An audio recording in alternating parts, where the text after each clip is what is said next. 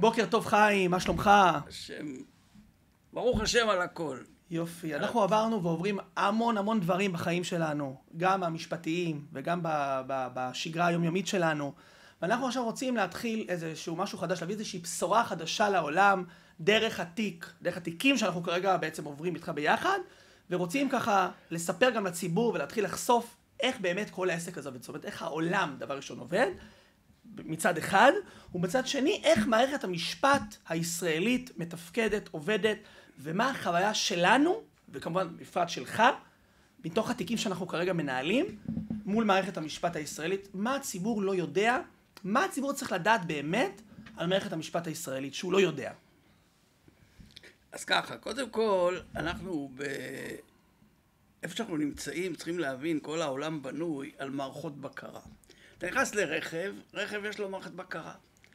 שמן, חום, אין ספינה, אין מטוס, אין שום מערכת בעולם שלא בנויה על מערכת בקרה. ככה זה מימים ימימה וככה השם ברא את העולם. עכשיו, מה קורה באמת? אנחנו עכשיו מדברים על מערכת המשפט, שבעצם מערכת המשפט היא המייצגת, היא המראה של כל הדור הזה, של כל מה שנקראת מדינה, וכל מה שנקרא בשפה הציורית או בשפה המרחבית, העולם שאנחנו חיים בו. והמערכת בקרה היא בעצם הסממן או האינדיקציה, כשיש בקרה אמיתית, אז זאת אומרת זה שמתחת, זה לא משנה אם הוא שופט, אם הוא בגץ, או אם לא משנה איזה שם, אם קוצים בסופם של הכינויים שלהם, פצר, שמצר, כל התזילה, כל אחד והתפקיד שלו. זה הכוס שיש. אז עכשיו, מערכות הבקרה זה מה שנקרא בשפה שהעיתונאים המציאו, שומרי הסף. שומרי הסף כאן בארץ, מתוך ניסיון שלי ושלך, לא מתפקדים. או, שיש בחוק הפלילי, מסייעים לפשע.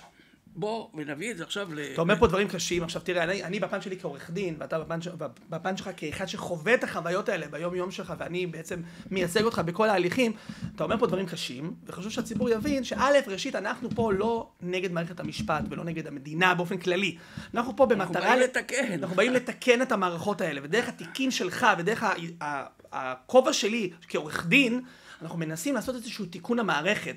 לצערנו הרב, כמו שאמרת ובצדק, אין מערכות בקרה במערכת המשפט. אף מערכת לא עובדת. יש אנשים שקוראים שכר, והכותרת שלהם שהיא מערכת בקרה, פרקליטים, והם מקבלים את מיטב כספנו. נכון. של הציבור כולו, שזה ממערכת המיסים שאנחנו משלמים, אתה כבר מממן לו משכורת. זאת אומרת, ואנחנו מתוך ניסיון, ואני רוצה להבהיר את הנקודה, כמו שאמרת, אנחנו לא באים אלא לשפר. זאת אומרת, אנחנו עכשיו נהיה בשידור הזה, מערכת הבקרה של הבקרה עצמה.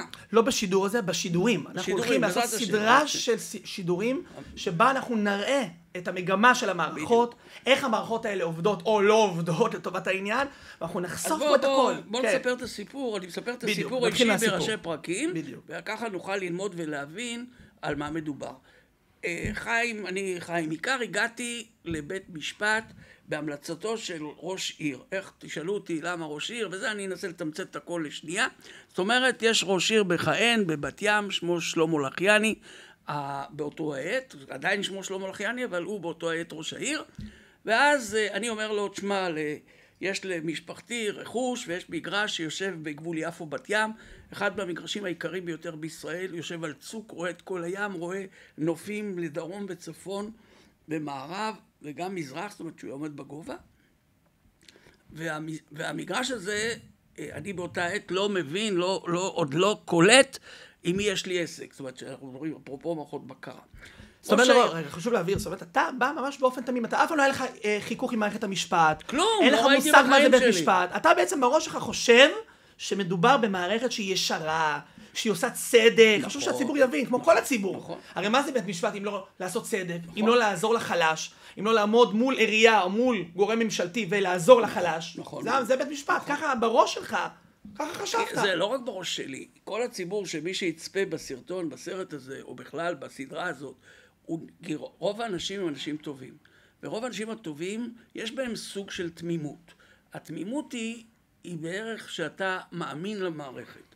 עד שאתה פתאום חושב שאולי הייתה טעות בקרית, ואז אתה פתאום רואה שהטעות איננה מקרית, היא טעות מתמשכת, שהיא מתמשכת לאורך כל הקו, זאת אומרת שהיא מגיעה מסופו של תהליך, מהקצה הגבוה ביותר והמכובד ביותר שנקרא, זאת אומרת איפה שהוא קורא לו בית משפט, אני לא אוהב להגיד את המילה עליון, עליון זה רק בורא עולם, זאת אומרת הוא נמצא במקום התחתון, במקום הגבוה בתחתון, זה בערך הרעיון שלו. עכשיו, מבחינת העניין של להבין רגע את התופעה ואת מה שאנחנו בעצם חווים פה, אז אנחנו חייבים לספר את הסיפור בשלד הרעיוני שלו, אז אני אמשיך אותו. בדיוק. אז בואו תראו, נעשה את זה ככה בצורה שיהיה אפשר להבין. ראש העיר אומר לי, תשמע, אני אעזור לך, אבל לך תסדר את כל השותפים שלך במשפחה, למרות שזה לא עניינו, כי המגרש, שנוכל להבין רגע במקום התכנוני, כשאתה בא לראש העיר, הוא בוועדה המקומית, האזורית, יכול להחליט על איזשהו מתחם, או לתחום בתוך אותו מתחם, מה שנקרא תוכנית מתאר. בתוכנית מתאר הזאת מתארים מה יהיה. זאת אומרת, אז אני באתי ואמרתי, תשמע, מכיוון שהמקום הזה הוא בכניסה לעיר, הוא גובל בין יפו... איפה לבת ים? הגבול בשיטה המוניציפלית היא לא כל כך מעניינת, כי המתחם הוא מבחינת העובר ושב, או זה, זה לא, זה מקום שיושב על צוק בים, זה לא משנה איך תקרא לו. אתה יכול לקרוא סידניאלי, אתה יכול לקרוא לו כל מיני שמות כמו שיש בהרצליה. כן. אבל העניין הוא... זה נקודה ייחודית, חשוב לציין, זה נקודה ייחודית שקיימת במדינה. זאת אומרת, זה על החוף, בצוג שאתה יכול לראות את הקצה השני של המדינה אולי ביום שיש בו ראות טובה. זה מקום שהוא באמת נדיר, אין עוד מקומות כאלה בארץ, ברמה הזאת, במיקום כזה, במרכז, בלב המדינה. זה גם הוא לא בדיוק, כי בת ים, נגיד שבת ים בצד התיאורי של בת ים, היא לא נחשבת לאיזה... עיר מצליחה. עיר מצליחה, או עיר אריסטוקרטית. זאת אומרת, 10 מטר משם, קודם כל הבכירים והתדמית משתנה. יפו היא קודם כל עיר תנכית, היא עיר הרבה יותר עם כוח. יוקרתית. ברור. זאת אומרת, וזה יפו. זה לא הגבול, גם הרחוב נקרא רחוב הגבול. זה נקרא ככה גבול. זה מתאים. רחוב הגבול, בקיצור. אז נגיע לעניין. ואז אותו אומר לי, תשמע, עכשיו אני בתמימותי שהולך עם אותו ראש עיר, הולך איתו ממש בשיחה עקבית, הוא לא משוחח איתי ישירות, הוא תמיד משוחח איתי דרך היועצת המשפטית של העירייה, שבדיעבד אנחנו מבינים שזה אסור. כאילו, מה עיריית בת ים קשורה, זאת אומרת, יועצת משפטית, מה לה ולכל הסיפור הזה? אחר כך התברר לנו הסיפור. עכשיו, מה בעצם קרה פה? הוא אומר לי, והיועץ המשפטי בייעוץ שלה, אמר לי, תשמע, גש לבית משפט. אני, כמו שאמרת קודם, אנשים ישרים, חושבים שבית משפט הוא עוגן ההצלה ועוגן הצדק, והיושר, הוא יעזור לי. נכון. אני אדם פשוט, קטן, מול עירייה ענקית, עם מלא כוח, משאבים וכסף. בית משפט יעזור לי, זה הגיוני. לא רק המדינה, בשביל לפתח את עצמה, היא חייבת לעזור לך. זאת אומרת, בדיעבד, כשאתה... אתה יודע מה המרחק בין ישראל, היה לי חבר שהוא קבלן, שהוא אמר לי, תשמע, פה קבלנים בשביל להגיע לראש עיר, יש איזה מסע, שהמסע הזה הוא בעצם, אנחנו קוראים לו בשפה בירוקרטיה, אבל זה לא שם. הבירוקרטיה נוצרה בשביל שיצטרכו אנשים בדרך, שלכל אחד או שתיתן לו שלמונים או שיפתח לך את הדלת, זאת אומרת שיהיה לו איזשהו תפקיד בעולם, אז כמה שיש יותר בירוקרטים, אז יש יותר תפקידים. תפקידים משרות בשפה שלנו. ראש העיר בסופו של דבר צריך את כל אלה שבחרו בו, תמכו בו, חייב להם משרות. עבודות, משרות, נכון. הגיוני. עכשיו, לעומת זאת בחו"ל, תראה את ההבדל, מה שהוא מספר לי, בשביל פה, אתה רוצה להגיש תוכנית לעירייה או למועצה או לא משנה למי, אתה צריך לעבור מערכת מאוד, קודם כל של שנים, ומערכת של, מלפני שהתחלת לשים את היסוד, את האבן הראשונה, אתה מתחיל לעשות את המערכת שלך האישית, שאם היא מכריחה אותך להיות טיפוס אחר לגמרי, מבחינת החיים. אתה כבר לא יזם, ואתה תמיד תצטרך באיזשהו מקום לזגזג בין המערכות האלה. והלזגזג בלשון המעטה, היא לעבור בין הפקידים, כן. לפתוח דלתות, ופתיחות הדלתות, יש לזה לפעמים מחיר. מה שאנחנו רואים היום בכל החדשות. נכון. עכשיו, וקשה מאוד להיות ישר במערכת שמזוגזגת. קשה להיות ישר במערכת שלא מאפשרת לך להיות ישר. שאם אתה ישר, אתה לא יכול להתקדם. חד וחלק לא מאפשרת. זה אחת הנקודות החשובות והעיקריות שלנו גם. נכון, זה נוכיח אותם גם. נכון. ובתוך הסיפור הזה אני מגיע לבית המשפט, השלום, זאת אומרת שלום אין שם, אבל כינוי של שלום, גם צדק אין שם, משתמשים במילים תנ"כיות, שהם רחוקים מרחק שמיים וארץ, בין המציאות הקיימת לבין מה שנעשה שם. מסתבר, בתוך כדי הסיפור, ואני נכנס לשופט, לבית המשפט, ואני רואה אותו לראשונה, הוא לא מצטייר לי בסיטואציה שאני נמצא בה, והעורך דין שבזמנו ישב לידי, הוא אומר לי ככה, חיים, הוא אומר לי, חיים, תשמע, השופט הזה לא נראה טוב, קום, משוך את התיק, תגיד שאתה מושך את התיק, לא נראה טוב, לא מבחינת הוויזואליות שלו, לא נראה טוב מבחינת עצם ההתנסחות שלו כשהוא עומד מולנו. ואז אני אומר לו, דבר ראשון אמרתי לו, תשמע, כבוד האיש, אני מושך את התיק, בעצת עורך דין, בעצת שותפי פה, אנחנו מושכים את התיק. השופט נעמד על רגליו, נעמד. חכה, אל תמשוך, כך הוא אומר. לשופט הזה קוראים יורם שקד. הוא אומר, מה זאת אומרת אל תמשוך? אני לא רוצה להיות פה. הסיבות שלי. ממתי לבית המשפט שתמיד קורס מעומק העבודה, עומס עבודה, כן. עומס עבודה, ככה הם טוענים, לא ישנים בלילות, לא מתמוטטים, אפילו איזה שופט יתאבד, חרטות, אבל לא משנה, כאילו, מבחינת העניין, הם בסיטואציה שקיימת, השופט נעמד על רגליו, אומר לך, בבקשה אל תמשוך את התיק, אנחנו נעזור לך, ידיו הארוכות. שזאת אמירה, אני חייב לציין, בכובע שלי כעורך דין, אמירה מאוד מאוד מאוד חריגה, יש לומר. זאת אומרת, בדרך כלל בית משפט, מה הוא רוצה? הוא רוצה לסיים תיקים. ברור. הוא לא רוצה לקחת תיקים. פה שהשופט אומר לך, אדוני, עצור, אנחנו נעזור לך, זה משהו שהוא נדיר וחריג. נכון. חשוב להגיד את זה, ביושר. יפה. עכשיו, כשאני מתאר את הסיטואציה כי היא חשובה להבנת העניין, אז באותו מקום, באותו אירוע, אותו שופט בא ואומר ככה, כשהוא רואה שאני מתעקש למשוך את התיק, הוא אומר לעורך דין אחר שמייצג קרוב משפחה אחר שהספק הגדול אם בכלל היה ראוי לשבת שם, זה סיפור בפני עצמו, אבל בשביל להגיע לעניין, הוא מסמן לו, הוא אומר לו, טוב, בסדר, הוא משך, אתה, כך הוא, ממש מולי הוא אומר את זה, אתה תפתח תיק חדש, תיק אחר. זה גם אסור, גם לא חוקי. זאת אומרת, יש תיאום מקדמי. ולא רק זה, זה נעשה גם מולך, אפילו אין פה ניסיון להסתיר, זאת אומרת... שתבינו כמה הוא היה לעוט, ואחר כך מתבררת התמונה.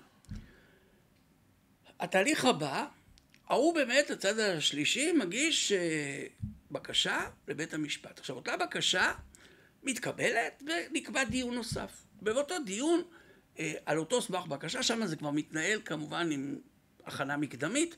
אנחנו נמצאים שם, תשמע, אני ממנה פה, בית המשפט ממנה לרכוש הזה, וזה כבר לא הופך להיות רק הבניין, כי פה נכנסו תביעות נוספות, שלא היו מצריכים את מה שהוא מינה ככונס נכסים, אבל פה אני שם את זה רגע בצד, הוא בעצם ממנה מישהו אומר, זה, האיש הזה, קוראים שמו חיים זוארץ, אנחנו נראה את זה אחר כך בהמשך. כן. חיים זוארץ. חיים זוארץ נכנס לתפקידו, אני מן הסתם מתקשר אליו, ואומר, תשמע, יש פה פרויקט, רוצים לבנות, שער העיר, בוא נראה. הוא אומר לי, תמתין, אני יושב ולומד את החומר. אמרתי, סבבה, עובר שבוע או שבועיים. אני מתקשר לחיים זוארץ, אז הוא אומר לי, תשמע, אני כבר לא בתיק. הוא אומר את זה בסגנון כזה של העצב כזה. ואז אני יורד לרזולוציות האלה של לראות למה הוא לא בתיק. אז אני רואה שהוא הניח בתוך התיק כתב התפטרות. מה יש בכתב ההתפטרות? עקב עומס במשרדי. תקשיבו טוב. עקב עומס במשרדי, זאת אומרת, אין שום משרד עורכי דין שיוותר על עמלה. על תיק בסדר גודל, חשוב לציין, הציבור צריך להבין שמדובר פה בתיק שהוא נדיר, ואני חושב היחיד בדורו, זאת אומרת, בהיקפים שלו. נכון. אין מצב שבעולם שעורך דין, כונס נכסים, שיקבל דבר כזה, יגיד שהמשרד שלו עמוס, גם אם הוא עמוס, הוא יביא עוד 30 עובדים שיקחו את התיק הזה ויעזרו לו. נכון. זה משהו שהוא לא סביר ולא הגיוני בשום קנה מידה. עכשיו בואו ניגע עכשיו בפואנטה. בדיוק, זה הפואנטה. עכשיו, ואז באותו עיני דפאף, ממנה אותו שופט בדיעבד מסתבר שזה שני שותפים שלו, חברים שלו, אנשים שהוא עשה איתם עסקים משותפים, ואני מגלה את זה תוך כדי, כי אני כבר חושד בשופט הזה, אני גם מבין בין השורות שחיים זוארץ הוא לא בדיוק התפטר. בתוך תחקיר שעשינו... איך הבנת את זה? בוא תספר לנו. זאת אומרת, מה היה... הרי דיברת איתו, אומר לך, אני כבר לא בתיק. לאורך כל התיק הזה, חזור ועבער, אני מבקש את התפטרותו של השופט, כי לא רק שהוא לא ראוי, מבחינתי לא ראוי, כי זה תיק שלא אמור להיות, הפתרונות שלו לא צריכים להיות בבית המשפט. בשלב הזה בטח שלו. בסך הכל נכנסנו בשביל לבקש אישור בנייה. אישור בנייה, שנבין רגע את העניין, הוא בינך כיזם, ואתה יכול להיות אפילו לא הבעלים. אתה יכול להיות יזם, נגיד אני יזם, אני הולך לראש העיר, או לוועדה, אני מבקש לדעת, יש לי כאן מתחם של כך וכך דונמים, ואני מבקש לבנות פה 10 מגדלים או 3 מגדלים, ואז הוועדה או המערכת אומרת לך, מה אפשר לעשות שם, ולפי זה נגזר השווי של אותו מגרש, ולפי זה נגזר גם כל מה שזה יהיה שווה בעתיד. זאת אומרת, אתה נכנסת לבית המשפט שלא בצדק, זה דבר ראשון, שלא לצורך, של אותו שלמה לחיאני, שהכל בגלל ראש העיר, כן, שהוא טוען שהוא... קשר קשר עם השופט, חשוב שהציבור יבין, במטרה להשתלט על הבניין, זה יתברר בדיעבד. לא, אבל חשוב שהציבור יבין, הציבור שמאזינים לנו, כי אנחנו הולכים לקחת את התיק הזה וממנו, מה שנקרא כמו זרועות, להראות המון המון המון נתונים ודברים וההליכים שאנחנו היום מנהלים. זאת אומרת, זה היה כל האירועים האלה לפני כמה שנים, זאת אומרת, זה משהו שלפני כעשור בערך, כל הדברים האלה התנהלו. אנחנו עכשיו כבר עשור אחרי, עדיין בתוך הסיפור הזה. ברור, ברור, כי זה... חשוב שהציבור יבין שאתה נכנסת שלא לצורך. זאת אומרת, אתה הגעת לבית משפט רק בשביל אישור בנייה. בדיוק, כי בכלל שלא היה נצרך, אלא אותה יועצת משפטית ששכנעה אותי, כי אתה עוד מאמין למערכת. צריכים לשים לב, חיים של לפני 10 שנים וחיים של היום, היום אני פרופסור.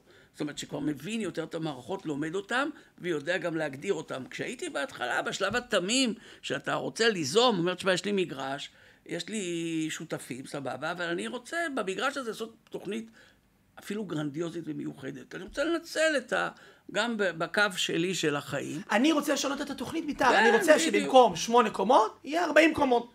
זכותך. עכשיו, מה קורה? אותו ראש העיר מסתבר, שהוא בעצם, זאת אומרת, מה שמתברר בסופו של תהליך, שהוא חומד את המקום, חומד זה בלשון המעטה, הוא חומד /עושק/גוזל. אני אומר את זה בריש גלי, האיש לא נחקר מעולם בנושא הזה, ופה תכף אנחנו נגיע גם לתוך המערכת, אבל אני רוצה להגיע רגע למערכת המשפט, ובסופו של דבר נגיע למערכת הבקרה שלא מתפקדת, או שהיא הופכת לגוף אחר לגמרי, לא רק שהיא לא מתפקדת בלבצע את תפקודה, או את עצם העניין של לשמה הוקם, בתוך העניין הזה, הם בעצם הופכים למסייעים, ותכף נסביר.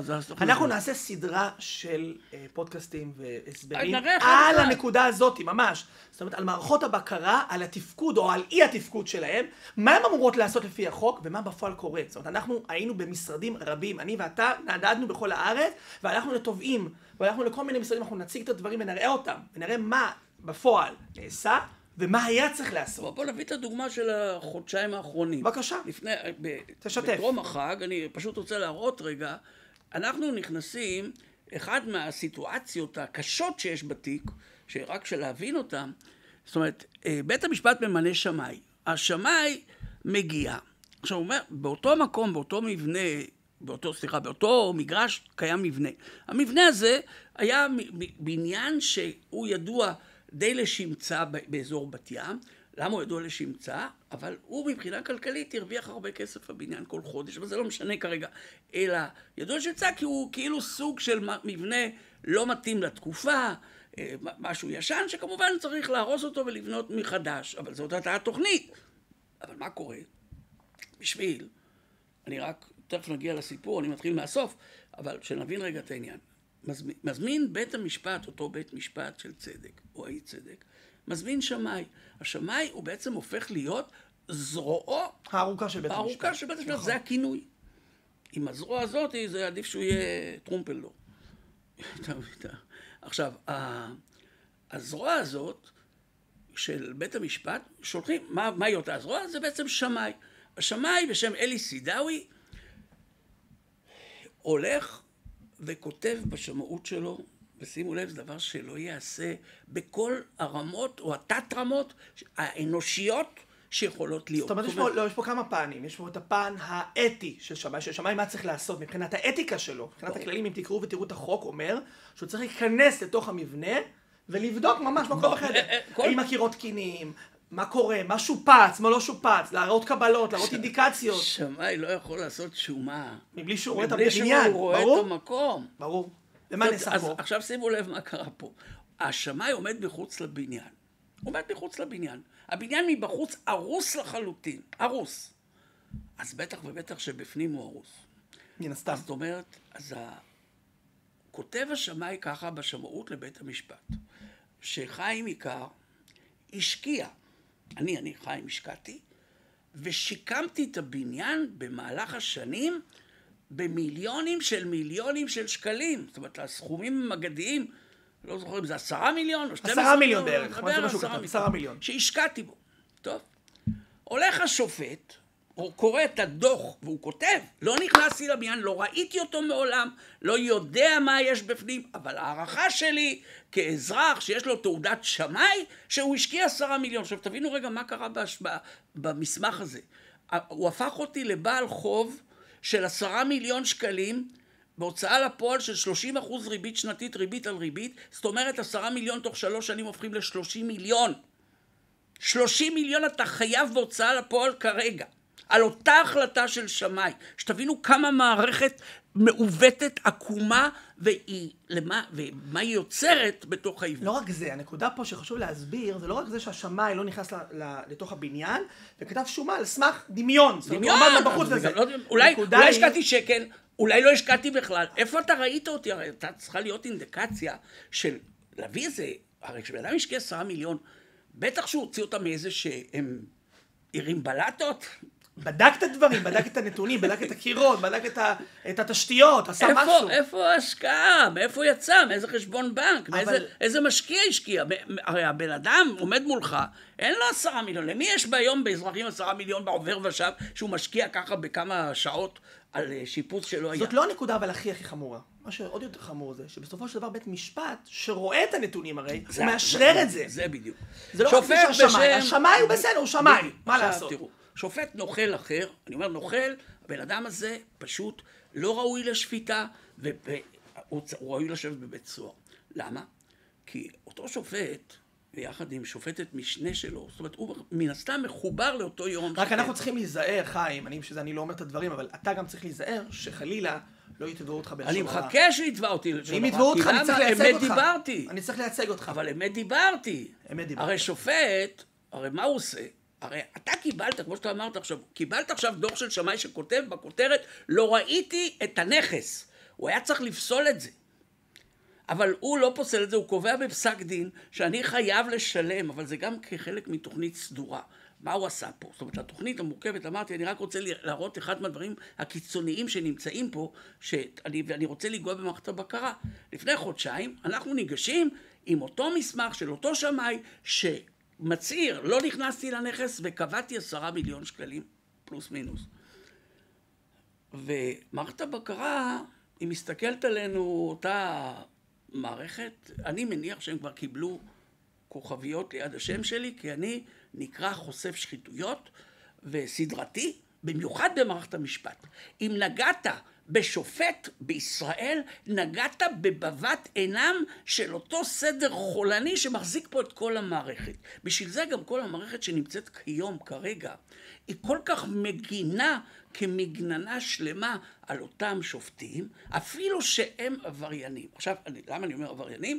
ואני לא נזהר בלשוני, כי אני בוודאות, מתוך החוויה האישית ומתוך אוסף העדויות, אוסף החוויות האישיות, אוסף הראיות, אם היה עכשיו משפט פלילי, והיית מציג אותם, זאת אומרת, במערך של שופטים הגונים, שהרי היום יש אחת הבעיות הנוספות, נגיד שעכשיו הצלחת לחשוף שופט גונב. יותר מזה, הוציא אקדח, אני עושה את זה בקיצוניות בשביל להבדיל, היה עכשיו מאיים על האנשים שלו, זה בערך מה שהוא עשה אגב, רק בצורה אחרת. לא עושים לו כלום. לא היו עושים לשופט כלום. אתה מצלם אותו, מוכיח, הכל, לא עושים לו כלום. אני אגיד משהו על זה, אני אגיד ככה, א', דבר ראשון, רוב, אנחנו, גם אני וגם חיים סבורים, שרוב רוב השופטים, הרוב הם בסדר גמור. אנחנו מדברים פה כרגע בסדרה שלנו רק על השופטים, ספציפית על השופטים האלה, שיש לנו קבלות שהם פעלו בניגוד לדין ובניגוד לחוק, באופן ודאי. זה דבר ראשון. דבר שני, אנחנו פה בשביל לתקן את המערכת, אני חוזר ואומר שוב פעם, אנחנו לא שונאים את המערכת, אלא נהפוך הוא.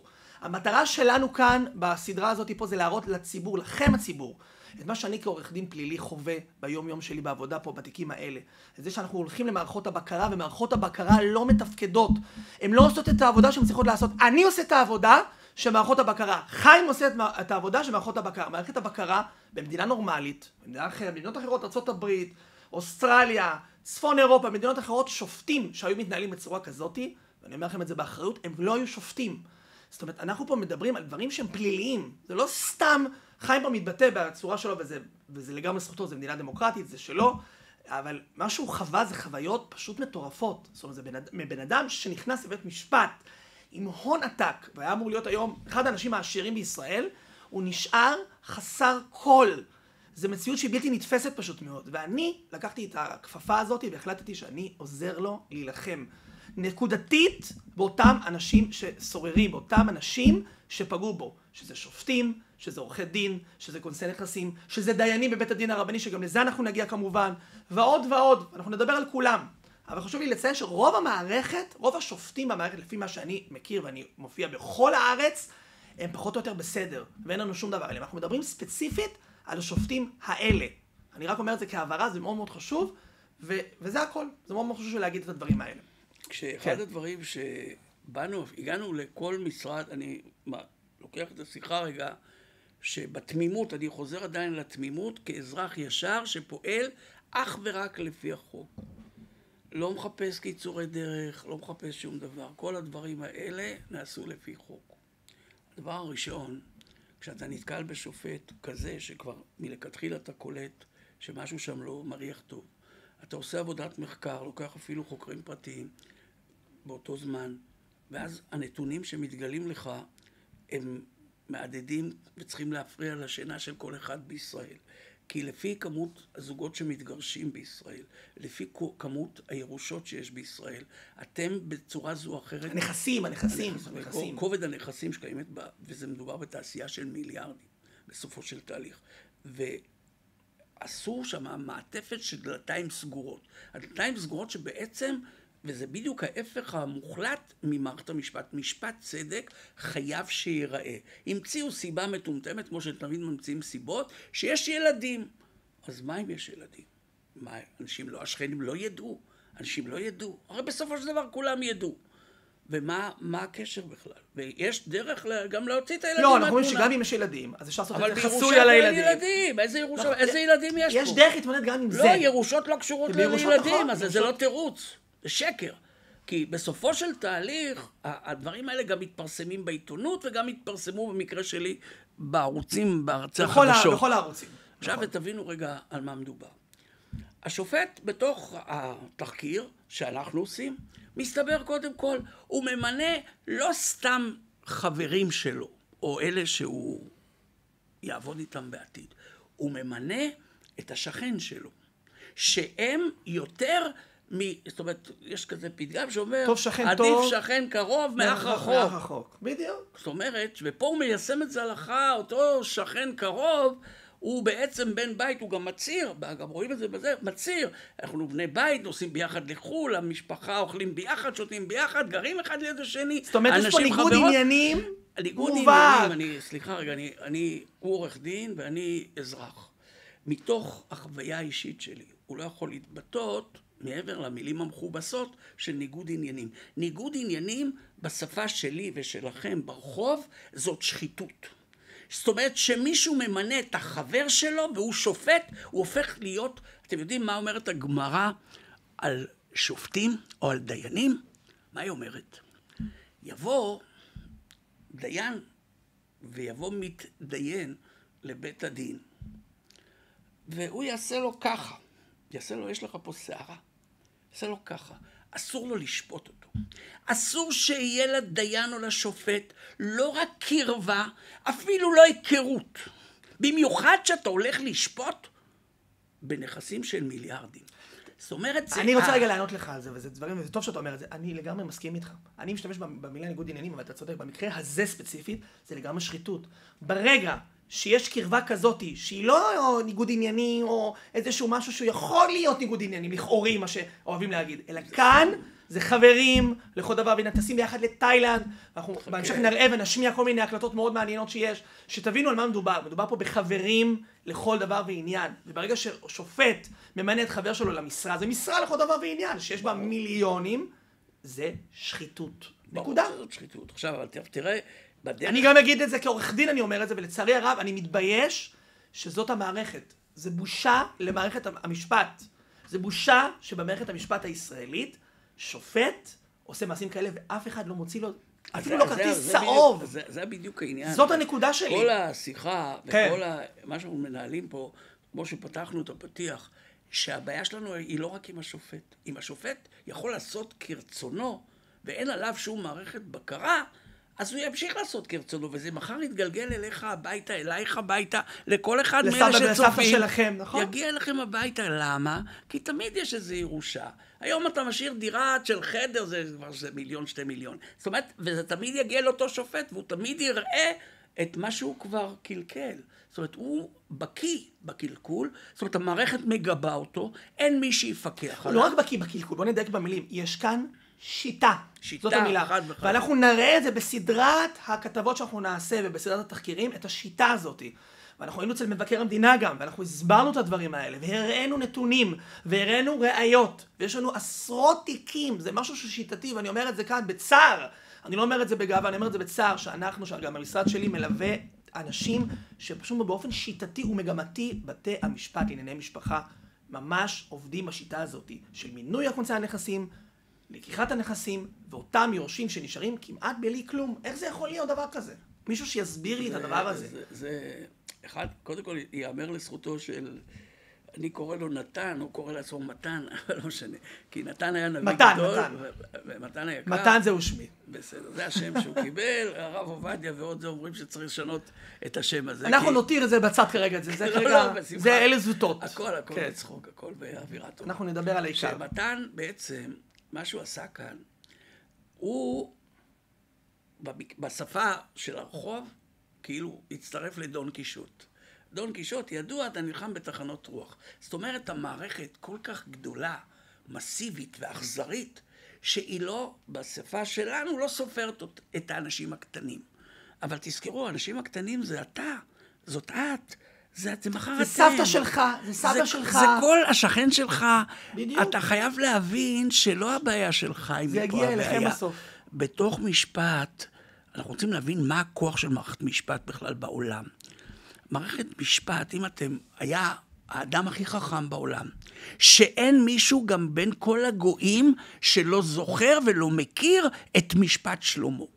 משפט שלמה בעצם הפך אותו, באותו פסק דין שהוא הוציא, לאיש שבאו כל מלכי העולם, תקשיבו אותו במשפט, הורידו את כתרם, הניחו על השולחן, השתחוו לו. אמרו לו, אתה הכי חכם בעולם. עכשיו, וצריכים להבין מהי מערכת המשפט בחיינו, וצריכים להבין כי במשפט אתה בעצם יוצר מציאות שהיא או שהופכת את העולם לטוב יותר, לטוב מאוד הרבה יותר, כשהמשפט מערכת הגונה והוגנת, הופך אותה לגיני גיהנום, מה שנקרא, למקום הכי חם בגיהנום. לעולם מקולקל. בעולם שמקלקל את העולם. בעולם שמתקלקל, אתה הופך אותו לסדום. ולנו, בדיוק. עכשיו, התחלתי... ממש ככה. רגע, אז רציתי להגיע לזה, זאת אומרת, שאנחנו רוצים לראות... אני מקדים אותך. כן, לא, זה היה, הקדמת. אז אחד הדברים שהקדוש ברוך הוא לקח והפך עיר שלמה, העיר הכי עשירה בעולם. סדום ועמורה, שני ערים, הכי עשירות בעולם. זאת אומרת שהוא מרוב שמערכת המשפט הייתה קלוקלת, הוא לקח את המערכות האלה, את העיר עצמה, על תינוקותיה, ילדיה, עולליה, וכל העושר הגדול, והפך את הכל, הרים באוויר, הכניס לאדמה, שרף אותה, הפך את הכל למלח. זאת אומרת, לא נשאר שם שום דבר שאתה יכול לגדל בו אפילו עלה של ננה. זאת אומרת, אתה לא יכול, אין חיים בתוך המלח, ואין, זאת אומרת, להראות לך כמה, וגם התורה עצמה בספר בראשית נוגעת, אפילו בוויכוח שיש צדיק אחד בעולם, כמו אברהם אבינו, שהוא בעצם אומר, אולי יש פה 50 צדיקים, אולי יש 100 בהתחלה, 50, אומר, תשמע, 40, 30, 20, מגיע ל10. 10. אומר שאפילו, אז הוא אומר לו, גם אומר לו, בעבור 10, אני לא אשמיד אותם. אין 10. איך מגיע מצב שאין 10? איך מגיע מצב? זאת אומרת, גם שתדעו, אני אומר את זה ככה על הדרך, כל המבול גם, אני עובר שם למקום הרבה יותר רציני, דור המבול, שהשם עשה מבול ובעצם הטביע את כל העולם, חוץ משוכני הים. זאת אומרת, הדגים האלה לא נפגעו, כי הם רגילים לחיות במים, וגם אומרים ארץ ישראל לא נפגע. מה עושה הבורא? הוא משמיד אותם, ואין אצל בורא עולם, אצלו הכל אוהב צדקה ומשפט. אנחנו אומרים את זה כל פעם בתפילה. אוהב צדקה ומשפט. זאת אומרת, אם אתה רוצה לקיים היום עולם מתוקן, ארץ מתוקנת, אנשים מתוקנים, אתה חייב שמערכת המשפט שלך תהיה לאלה ולאלה, ובאמת משפט צדק. כי אומר, אין לו לדיין, אלא למה שרואות עיניו, וגם בו תהום גדולה פתוחה ליד כיסאו, שידע לך. השאלה שנשאלת היא, איך אנחנו, זאת אומרת, אנחנו אנשים קטנים, אני משרד עורכי דין קטן, אני לא משרד גדול, אני משרד קטן, הוא עושה המון דברים טובים, אבל קטן, ברוך השם עם הרבה לקוחות, ואתה גם כן, אדם פרטי קטן, לכאורה וזה. השאלה איך אנחנו, איך אני ואתה, דרך הסדרה הזאת של הסרטונים, ודרך המעשים שאנחנו עושים בפועל, הולכים לעשות תיקון. מה אנחנו גם צריכים מהציבור שרואה אותנו כרגע חיים, כדי שביחד נהפוך את זה לא רק לאיזשהו משהו מעניין, לאיזשהו שיחה מעניינת שתשמעו ברכב בפקקים, ממש לא. אלא למשהו שהוא פרקטי. המטרה שלי ושל חיים זה לשנות את העולם, ולעשות את העולם הזה ליותר טוב. זה לא שלי ושלך, זה כל אזרח חכם, כל אחד שבר דעת, עזוב חכם. אבל כרגע אני ואתה פה, אני כרגע פה כבר הרמנו את הכפפה, אנחנו כבר פועלים, עושים מעשים. השאלה היא, ביחד אנחנו שואלים, אנחנו גם מדברים פה בפודקאסט ביחד ומנסים להבין איך אנחנו יכולים ביחד, דרך התיקים שלך, דרך הפעולות המשפטיות שהמשרד שלי מעניק ועושה, איך אנחנו יכולים להביא את הדבר הזה לתיקון עולם. המטרה שלנו בסופו של דבר זה להשתמש בכוחות המשפטיים יחד איתך ביחד, עם התובנות שלך והחוכמה שלך, ולעשות תיקון גם של המערכת וגם לטובת הציבור, כי בסופו של דבר, כמו שחיים אמר, המקרה שלו הקטן במרכאות, הוא יכול להגיע לכל אחד, והוא מגיע. זאת אומרת, כל מי שנכנס בסופו של דבר לאותן מערכות, בין היתר כמובן בתי המשפט מן הסתם, הוא יכול להתקל. אני לא אומר שזה בהכרח יקרה, אבל בסטטיסטיקה שלנו, ככל הנראה, מישהו ייפגע עוד, כנראה, מהדברים האלה. ומדובר פה על מיליונים, מדובר פה, על מאות מיליונים ועל מיליארדים בסופו של דבר, כמו שאומר, ובצדק. ברגע שמדובר רק על התיק כזה, על כמיליארד שקל, אז תבינו באיזה מספרים אנחנו מדברים פה. זה לא רק העניין הכספי, זה העניין המהותי, שאתה כאזרח בסופו של דבר, נאמן, שמשלם מיסים, ושפועל לפי החוק, ושאכפת לך מהמדינה, ואתה מרים לכלוכים מהרצפה, ואתה אוהב את הארץ, ואתה אכפת לך מהמדינה, מה אתה עושה באמת בשביל שתהיה לנו פה מערכת מתוקנת? מה אתה עושה באמת בשביל שאותה מערכת משפט תעבוד בצורה, לא אגיד ישרה, אבל בצורה לפחות טיפה יותר הגונה? זה מה שאני הייתי מצפה. אז תגיד, בואו נגיד ביחד חיים, מה אנחנו באמת רוצים? הסרטון הזה הוא באמת, המטרה שלו, א', להכיר אותנו, ולייצר פה איזשהו, אנחנו רוצים לייצר א', כמובן, כמה שיותר אנשים שיצפו בנו וישתפו את הדברים האלה. אתם רואים את הסרטון הזה, תשתפו אותו. לכל החברים שלכם, לכולם שישמעו את הדברים, זאת רק ההתחלה. אנחנו הולכים לעשות פה סדרה שלמה של סרטונים מאוד מעניינים, אנחנו נביא לפה גם אורחים מאוד מעניינים, ואתם תבינו על מה אנחנו מדברים, על איזה תיקון אנחנו הולכים לייצר פה בעולם הזה, ובכלל במשבצת זאת הקטנה שלנו, שנקראת מערכת המשפט. יפה. עכשיו, אני אסיים את העניין של דור המדבר, דור המבול, ובכוונה אומרים שבמקום שיש בו, אתה שם את בורא עולם בתמונה, אז גם האפקט הוא כזה. אני רק אסיים את מה שהפסקנו. דור המבול כולו טבע ולא נפסק דינם, אלא על הגזל. עכשיו, כי אומרים איך יכול להיות תינוק בן חודש, חודשיים, חצי שנה, כבר הספיק לגזול? אומרים לו לא. אומרים חכמים, ההורים שלו גזלו, והוא ינק את הגזל. שתבינו רגע, עכשיו, מה המוסר השכל שלנו? מוסר השכל, במרחב, כל מי שיש בו נשמה של צדק, שהיא בעצם נשמה של כל אזרח, אתה לא חושב להיות דתי ולא חייב להיות זה. אתה מבין, או את מבינה, או כולנו מבינים בקונצנזוס הכללי שלא יכול להיות מערכת שהיא בעצם מערכת שנקראת מערכת משפט, שאנשים ישבו בה מורמים מעם, יעשו כרצונם וישחיתו השחתה של גזל את כל המערכת, שאז הסכנה המרחפת, ותדעו, אומרים, מי זה אבותינו? אני בכוונה אומר ומדגיש את זה, שנוכל להבין. החוכמה שיש לעם ישראל אין לאף עם בעולם, אבל החוכמה הזאת חייבת להתבצע. כתוב ככה, אתם רואים את המלחמה בעזה, אתם רואים את המלחמות, אומר חרב זה מלחמה. חרב מגיעה לעולם רק בשביל שני דברים מהותיים. אחד, שלא מלמדים תורה כהלכה, תורה זה גם משפט. שתיים, שמעוותים ומענים את הדין. עיוות ועינוי הדין, אז מי שיושב פה ומדבר איתכם... מביא מלחמה לעולם. מביא מלחמה, זאת אומרת, אומר יונה הנביא, כשבאים אליו זה משל ומטאפורה, והוא אומר ככה, כשהספינה הולכת להישבר, אז בא הרופא ואומר, תגיד, מי אתה? הוא אומר לו, אני עברי. הוא אומר לו, תשמע, בשבילי, כל השער הגדול הזה, כל השערה שיש, יכולה להיות גם אחד קטן כמוני, שבשבילי כל המלחמות, למה? כי שופטים, מענים ומעוותים את הדין, וכל מערכת הבקרה, לא שהיא לא מבקרת רק, היא מסייעת לו. זאת אומרת, וזה דין הרבה יותר קשה, שאם אין מערכת בקרה, ואנחנו צריכים עכשיו להבין... זה לא שאין מערכת בקרה, יש כאילו מערכת בקרה, שזה יותר חמור. אם לא היה מערכת בקרה, הייתי אומר, אוקיי, אז בואו, אנחנו כמו הונגריה, בואו נעבור להונגריה. אבל ברגע שיש מערכת בקרה, אבל היא לא באמת מערכת בקרה, אלא זה מערכת של חיפוי, אתה יודע, אז מה אתה מצפה?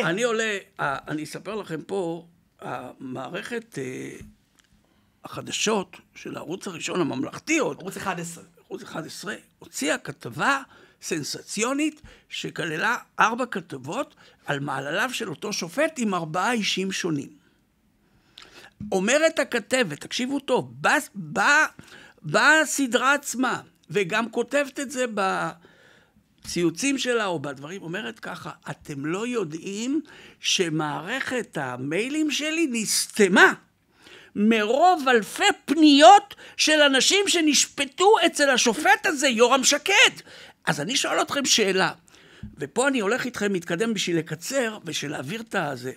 חיים עיקר פונה, הרי יש מערכת שקוראים לה הנציב לחקירת שופטים. זאת אומרת, בשביל לחקור שופט שהוא מורם מעם, שהוא סוג של מלאך, שלא ניתן בעצם בכלל להכפיש אותו, הרי הוא חייב להיות חלק. לא, מצופה ממנו, מצופה. לפי הפסיקה גם של בית המשפט העליון, מצופה מהשופט להיות כמלאך, כך אומרת הפסיקה. נכון. אדם שהוא מורם מהעם, שהוא מתנהג בצורה הכי ישרה והגונה שיש, זה מה שמצופה. זה מה שבית המשפט העליון קובע. אבל בפועל, מה קורה בפועל? יש כזה פתגם שאומר, יש רצוי ויש מצוי. בדיוק. הרצוי זה באמת שיהיו אנשים כאלה טובים ויהיו באמת כמלאכים.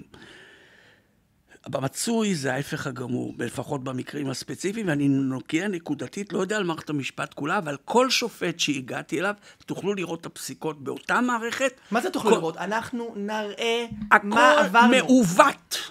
הכל מעוות. אני עובד מול שופט אחר, שבאים שני החברים של השופט, רק אני מצהיר את זה, קוראים לו שאול שוחט.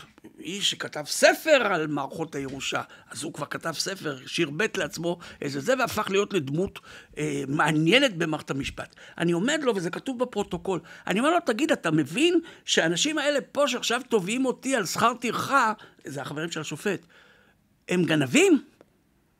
אני שלחתי לך את הכל, גם את הסדרות בטלוויזיה, גם את ההוכחות שהאנשים האלה גונבים. אתה יודע מה עונה לי? עיינתי. וזהו, עיינתי. שופט, עיינת? שופט היה צריך לשבת לילה שלם או יומיים, יש לך בסרט שכר, ללמוד מה הטענות הנגד. הוא עונה לי, עיינתי. מה זה עיינת? זה דבר חמור. זאת אומרת, מה אתה היית מצפה כאזרח הגון וישר? למה אתה היית מצפה בעצם? תלמד את התיק שמונח לפניך. לא תלמד? לא. יותר מזה, מעבר לי ללמוד ולהעיר. יש לך פה אנשים גנבים. מה היה מצופה שהוא יעשה? אם האנשים האלה באמת, כמו שאתה אומר, גנבו, מה היה מצופה שהוא יעשה? היה צריך בשפה שלנו להרים טלפון, להב 443, בואו לכאן, יש פה אנשים פושעים. זה מה שהיה צריך לעשות. מה בפועל נעשה? ההפך, אישר להם את מה שהם ביקשו. אתה קולט? אישר להם. זאת אומרת, יש פה... והוא לא עושה לך ענה בעין. עכשיו, מי שיושב שם ברכב שלו, זה אותו שופט, החבר, זה נפתלי שילה, זה שקבע שהשמאי, תבינו כמה זה מאפיה, תבינו כמה זה משהו, זה לא חונטה בשפה הזאת, כי כמה שמילים שלא תעלה ותגדיר, אתה לא תבין שזאת מערכת ארגון פשיעה מאורגנת, מסודרת, שמחפה איש על אישה ואישה על איש, וככה בתוך המערכת בקרה. ואני עכשיו אגיד לכם, כל מערכות הבקרה, ואני עכשיו חשוב שאני אסביר את הסיפור שאני בא נגד, הולך לנציב לחקירת שופטים, אותו נציב, יש לו רונית זמיר, מישהי שמנהלת היא דוקטורית, ואני ניגש אליה ואומר לה, תשמעי, כך וכך, השופט מינה את החברים שלו, טס לתאילנד, גנב לי מיליונים. אומרת לי, תוכיח לי. אמרתי לה, תשמעי, תוכיח לך? אני יכול להוכיח לך שהוא טס איתם לתאילנד? אני יכול להוכיח לך בתוך ההליכים, הבאתי לך כבר הוכחות, שזה שכן שלו.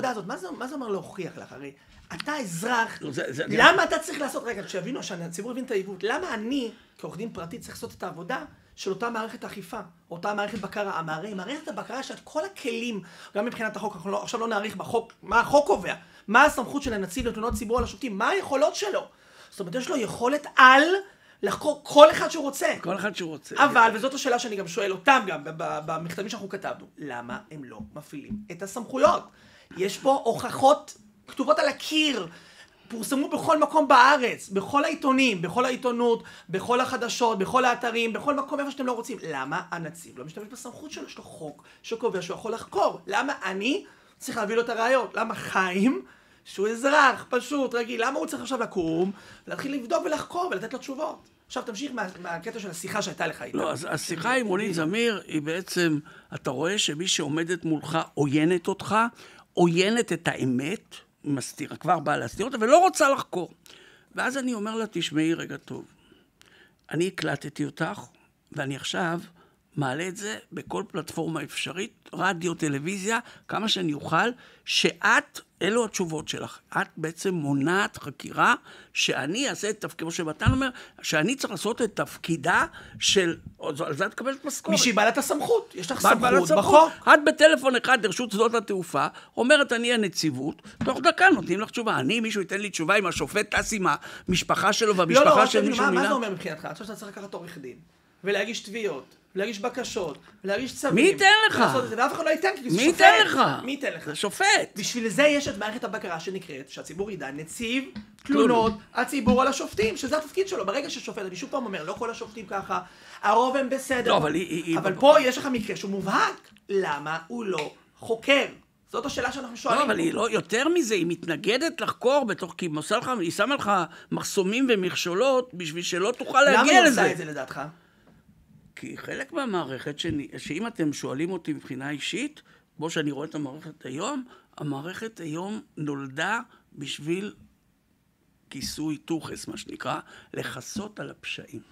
היא לא באה באמת לבקר, היא לא באה באמת, וגם במקרה הספציפי שדף ניגע בו, אני רק אגע בסוף, ואחרי זה נחזור להתחלה. בסופו של דבר, התלונה שהגשתי נגד השופט הייתה מוצדקת.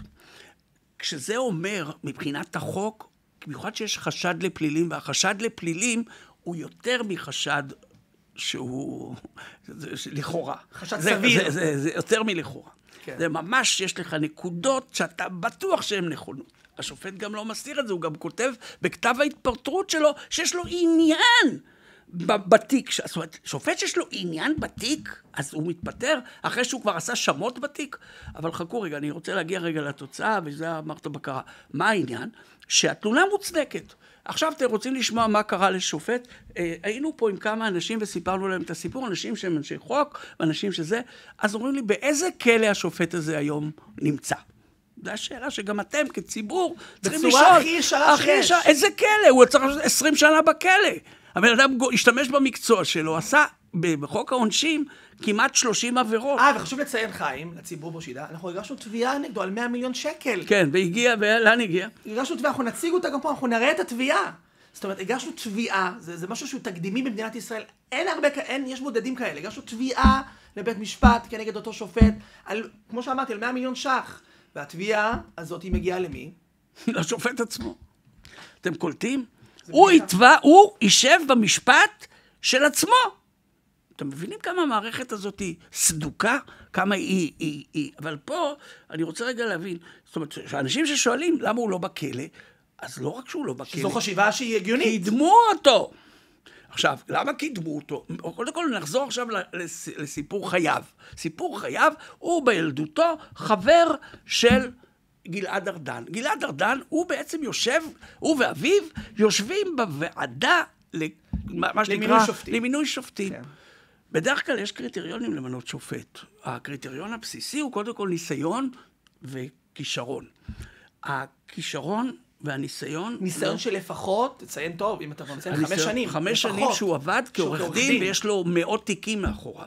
יש לו לקוחות, יש לו הצלחות, ויש לו פרודוקטים להראות. מדובר פה על עורך דין שבשנה אחת מונה לשופט. ובשנה הזאת כל המשפטים, עקבנו אחריהם, כל אלה שהוא ייצג תבעו אותו. הוא לקח איזה אלמנה, סבא שמות, עשו דברים שלא יעשו, הכל מתועד, הכל נמצא. אבל אני לוקח את זה רק שתבינו רגע מי זה שופט, שחולש על מיליארדים כל יום, יש לו 10 דיונים, כל נכס שם זה מיליונים. הרי מדובר פה במרכז הארץ, כל נכס, במינימום של המינימום, דירת חדר זה 2 מיליון שקל, במינימום. עכשיו, השופט הזה, שאנחנו מדברים איתו, זאת אומרת, הוא לא לבד. זאת אומרת, אם גלעד ארדן, שלימים, מלבד זה שהוא ממנה את השופטים, הוא גם ממנה את כל הניצבים והתתי ניצבים בשב"ס, במשטרה, כי הוא היה שר הביטחון פנים כמה שנים טובות, ובשנים האלה הוא כמובן שם, כמו שכל שר עושה, שם את האנשים שלו. זאת אומרת, שאתה שם את האנשים שלו, והוא שומע שאתה יוצא נגד החבר שהוא מינה, יורם שקד, גלעד ארדן, ואתה פתאום קולט, אז בעצם אמרה לי מישהי חשובה במשטרה, לא אגיד את שמה כמובן, אבל היא אומרת לי, חיים, תברח מהארץ. ברמה הזאת. ברמה הזאת תברח מהארץ, כי אתה מסומן במשטרה. שזה לא נתפס, זה לא נתפס. המשטרה במקום לחקור את השופט, אז אומרת לי, אני אביא פה איזה משהו שאני הרי הגשתי, זאת אומרת, הלכתי לאותו נציב, אני אומר לו, תשמע, מה זה התלונה מוצדקת? מה השלב הבא? הרי אתה צריך לבטל את כל ההליכים... לא, מה המשמעות? כל ההליכים המשפטיים אתה צריך לבטל. הרי כל המשפט שלו זה לא חוסר צדק, זה משפט שצריכים לבטל את כל הפסיקות בו. כי הכל מתחיל בשקר. אז אם הכל מתחיל בשקר, למה אתה כנציב לא נותן המלצה עכשיו ליועצת המשפטית, לכל מי שאתה קורא להם לדיון, ואומר להם, תשמעו, יש פה שופט, נתפס עליך מה שנקרא, בואו תבטלו את כל הפסיקות שלו. מדובר פה בפסיקות הרות עולם. הרות גורל. ילדים, נכסים, ירושות, צוואות, חיים של אנשים. זה לא צחוק, זה לא תביעות קטנות. מה עונה לי אותו נציב? הוא אומר לי, תשמע, הוא משקר. אני לא יכול לחקור פלילים.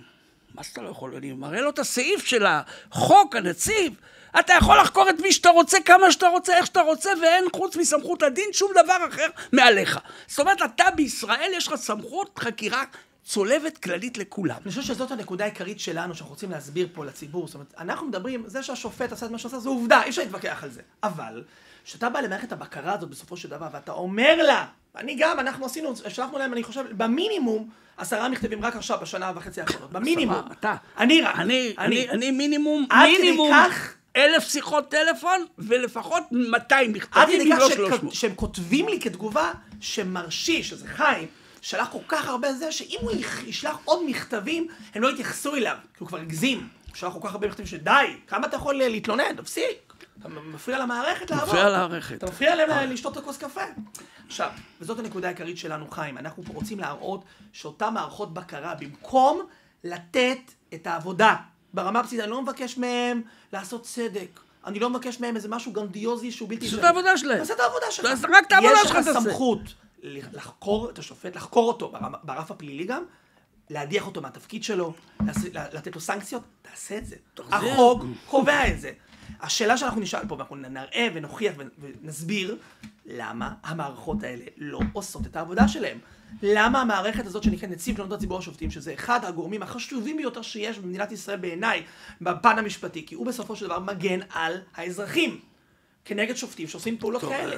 למה הוא לא פתח בחקירה פלילית? אז קודם כל, זאת השאלה שנשאל פה. הלמה, בוא נציג את התשובה כבר אצלנו, הלמה היא לא שאלת תם, הוא שואל את זה כשאלה שיפוטית, של לקבל תשובה שיפוטית, כעורך דין. אבל הלמה שאנחנו מבינים, וגם הוא מבין, אנחנו כולנו מבינים, למה הוא אומר דבר נורא פשוט. זה יהיה תקדים ראשון בעולם, מאז קום אותה מנידה, שבה ישפטו שופט. עכשיו, דבר ראשון. דבר שני, מי ישפוט את השופט? הרי כולם חברים שלו. זאת אומרת, הדבר השני, מי ישפוט? מי באמת ישפוט? תביא בדימוסים, אלה שלפני 1000 שנה, יכול להיות. אולי תעשה משפט של מושבעים, שהם צריכים לשפוט אותו בתכלס. או כל מיני דיקנים, או כל מיני כאלה שיראו את הראיות, יגידו, שמה, מינית את החבר שלך, גנבת, עשית.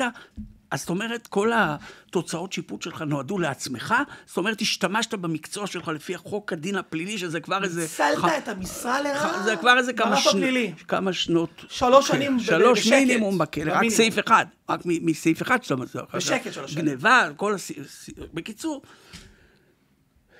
אז עכשיו, מה שקורה, באותו רעיון של למה.